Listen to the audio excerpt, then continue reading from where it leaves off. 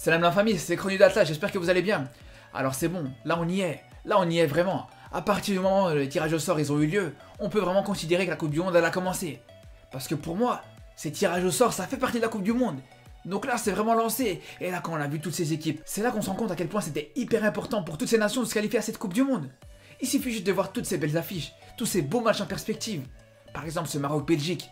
Et d'ailleurs ceux qui étaient avec moi en live sur Twitch, ils ont bien vu ma réaction. Mais pour ce qui est de ce match Maroc-Belgique, on va en parler un petit peu plus tard dans cette vidéo. D'abord on va s'attarder un petit peu sur chaque groupe, et à commencer par le groupe A. Et ce groupe A il est intéressant parce que c'est pas le plus relevé. D'ailleurs avec le groupe B c'est le groupe le plus faible de cette Coupe du Monde. Mais là où il est vraiment intéressant ce groupe, c'est qu'il est très ouvert en fait. Pour moi, chacune de ces équipes elles peuvent se qualifier, tout comme chacune de ces équipes elles peuvent être éliminées au premier tour. Après en toute franchise, moi je vois mal le Qatar sortir de ce groupe. S'il n'y a pas d'erreur d'arbitrage, ou s'il n'y a pas de favoritisme dans ces matchs-là, je vois pas comment ils pourraient battre le Sénégal ou même les Pays-Bas. Sincèrement. Après, autant je dirais que le Sénégal et les Pays-Bas, c'est clairement les deux favoris de ce groupe-là, mais je dirais même plus. Pour moi, sincèrement, le Sénégal pourrait clairement finir premier. Parce qu'autant les Pays-Bas, c'est une grande nation avec une histoire incroyable et énormément de joueurs de qualité, mais il faut dire que le Sénégal, de leur côté, eux aussi, ils ont plein de joueurs de qualité, déjà de 1. En plus de ça, ils vont jouer leur deuxième Coupe du Monde consécutive, contrairement aux Pays-Bas qui n'étaient pas présents en 2018. Et surtout, les Sénégalais, ils vont arriver à cette Coupe du Monde-là en étant champions d'Afrique. Donc ils vont avoir une certaine confiance, donc ils vont arriver en étant conquérants. Donc honnêtement, je pense vraiment que les Sénégalais ont de grandes chances de faire de très belles choses dans ce groupe. Après, pour ce qui est du groupe B, comme je disais, là aussi c'est pas un groupe qui est très relevé. Il n'y a pas vraiment de très grosses nations à part l'Angleterre. C'est vrai que même si les États-Unis c'est une équipe qui est très souvent présente à la Coupe du Monde et qui a beaucoup d'expérience à ce niveau-là, ça n'empêche pas que bien sûr il n'y a personne qui prend les États-Unis au sérieux. On va pas se mentir, je pense pas que les Iraniens ou les Anglais seront inquiétés par les États-Unis comme si ça avait été une équipe d'Amérique du Sud, comme l'Équateur même par exemple. Même si c'est vrai qu'entre les États-Unis aujourd'hui et il y a des années, ça a plus rien à voir. C'est sûr que cette équipe américaine, elle s'améliore énormément, et le football américain de manière générale d'ailleurs. Mais pour moi, sincèrement, je ne les mettrais pas à un niveau nettement supérieur à l'Iran. Donc autant pour l'Angleterre, c'est à part. Mais pour le reste du groupe, il est tout à fait ouvert. Je pense qu'entre l'Iran et les États-Unis, ça peut se jouer à très peu sur une qualification. En plus, ce qui est marrant dans ce groupe, c'est qu'il va aussi avoir un petit peu de rivalité. On connaît tous les rivalités entre guillemets gentilles entre l'Angleterre et les États-Unis. Mais ça n'a absolument rien comparé aux relations tendues entre l'Iran et les États-Unis pour le coup. Donc dans ce groupe B, on risque fort de voir des matchs hyper tendus. Et encore, c'est rien, parce qu'il y a aussi le petit bonus avec l'Écosse et les Pays de Galles qui pourraient rejoindre la fête dans ce groupe B. Et là aussi, on a la rivalité entre l'Angleterre et l'Écosse ou les Pays de Galles, qui va encore ajouter un petit peu d'huile sur le feu, donc c'est magnifique. Après, il y a le groupe C qui est un petit peu plus relevé sans qu'il y ait trop de suspense. On a l'Argentine qui devrait finir premier sans aucun doute, avec le Mexique, la Pologne et l'Arabie Saoudite derrière. Après, la Pologne, elle pourrait aussi un petit peu ennuyer le Mexique si elle propose en tout cas mieux que sur le dernier Euro. Comme par exemple contre l'Espagne, où les Polonais avaient proposé un très bon match, où ils ont vraiment fait très peur aux Espagnols pour le coup. Sinon, dans ce groupe D, je pense que la France, elle devrait surnager. Par contre, j'ai vraiment hâte de voir ce Tunisie-Danemark. Parce que si les Danois sont sur la continuité du dernier Euro, il faudra vraiment suivre cette équipe du Danemark avec beaucoup d'attention à la Coupe du Monde. Et ce qui fait que leur match contre la Tunisie m'intéresse autant, c'est parce que je sais que la Tunisie, c'est une équipe qui est vraiment capable du meilleur comme du pire. On l'a vu à la dernière Coupe d'Afrique, ils ont été capables de se faire éliminer par le Burkina Faso, mais ils t'ont proposé un match extraordinaire contre le Nigeria. Donc si contre le Danemark on voit des Tunisiens dans leur meilleur jour, ça pourrait vraiment donner un match très serré et qui serait hyper intéressant à suivre. Et justement par rapport à la Tunisie, leur match contre la France, il faudra surtout pas le rater. Parce que même si je pense que la France est largement favorite dans ce groupe, ça n'empêche pas que contre la Tunisie, elle va avoir beaucoup de mal. Parce que vous pouvez être sûr que les Tunisiens ils vont donner leur trip sur ce match.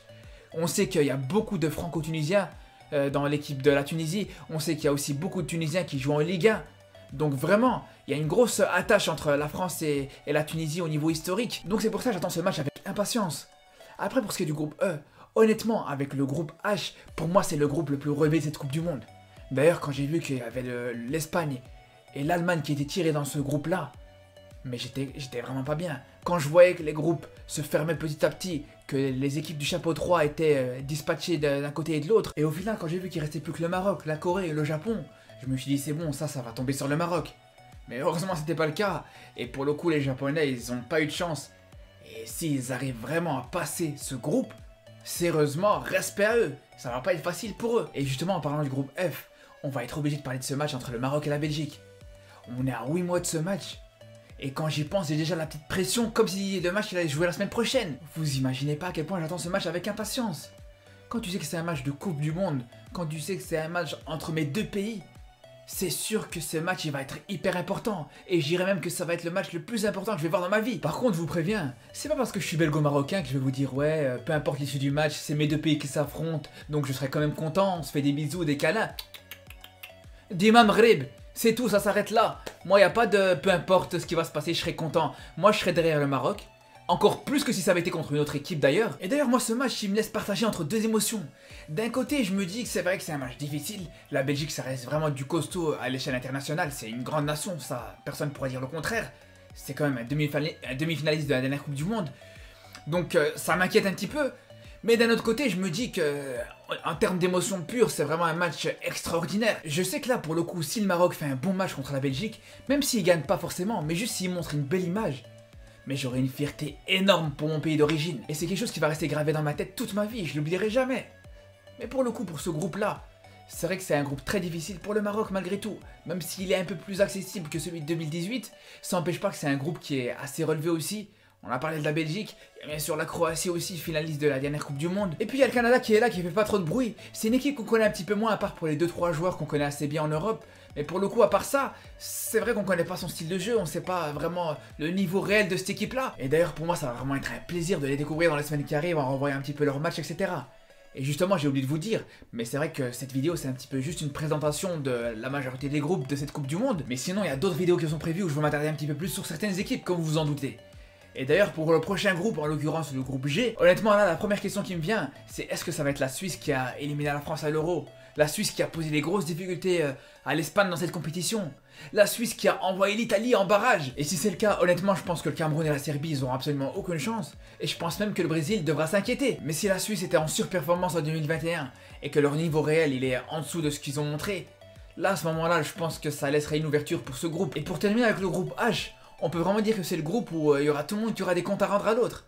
Il y a le Portugal qui voudra se venger contre l'Uruguay qui les a éliminés à la dernière Coupe du Monde. Et pareil pour la Corée du Sud qui s'est fait éliminer par l'Uruguay en 8ème de finale de la Coupe du Monde 2010. Et bien sûr ceux qui auront le plus gros contentieux avec les Uruguayens, c'est bien sûr le Ghana. On se rappelle du fameux scandale en quart de finale de la Coupe du Monde 2010, on va pas revenir là-dessus. Mais ce qui est intéressant avec ce groupe, c'est que vu que tout le monde veut se venger sur tout le monde, ça rajoute vraiment de l'enjeu sur ces matchs.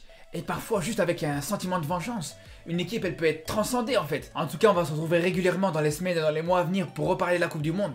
Donc je vous dis à très vite et surtout d'ici là, prenez soin de vous!